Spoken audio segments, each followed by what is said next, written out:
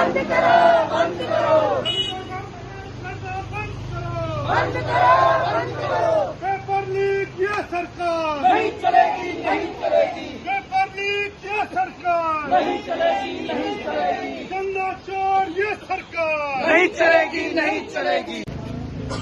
कुछ दिन पहले हमारे राष्ट्रीय अध्यक्ष राज्यसभा के नेता आदरणीय मल्लिकार्जुन खड़गे जी जब हल्द्वानी पहुंचे थे उत्तराखंड की जनता की आवाज सुनने के लिए, वहां पर इस दलित विरोधी सरकार ने पहले तो हमारे कार्यकर्ताओं को सभा स्थल तक पहुंचने से को रोका, उनको असामाजिक तत्व बताया, उनकी गाड़ियों को जगह जगह बैरिकेडिंग करके रोका।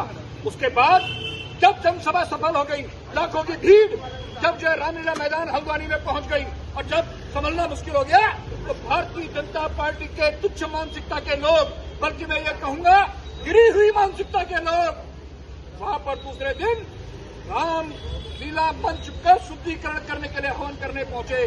शर्म है ऐसी भाजपा को, लज्जा आनी चाहिए ऐसी भाजपा को, डूब मरना चाहिए ऐसी भाजपा को जो दलित विरोधी इस तरह के कार्य करती है और बार बार समाज में संदेश देती है कि दलित को विरोध करती है, दलित का अपमान करने वाली सरकार है। इस सरकार को नैतिकता के आधार पर तुरंत इस्तीफा दे देना चाहिए। भारतीय जनता पार्टी के लोगों को माफी मांगनी चाहिए, पूरे राष्ट्र से माफी मांगनी चाहिए। उन्होंने बाबा साहब सिर्फ दलितों का ही अपमान नहीं किया है, बाबा साहेब भीमराव अम्बेडकर ने जो संविधान की प्रस्तावना में लिखा, हम भारत के लोग, उस प्रस्तावना का विरोध उन्होंने किया है। इस प्रस्तावना की धज्जियां उड़ाई है, संविधान की धज्जियां भारतीय जनता पार्टी ने उड़ाई है।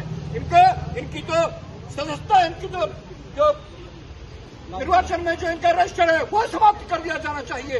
जो पार्टी संविधान पे भरोसा नहीं करती, संविधान की लिखी हुई बातों पर भरोसा नहीं करती, उस पार्टी को भारत में चुनाव लड़ने का भी अधिकार नहीं है।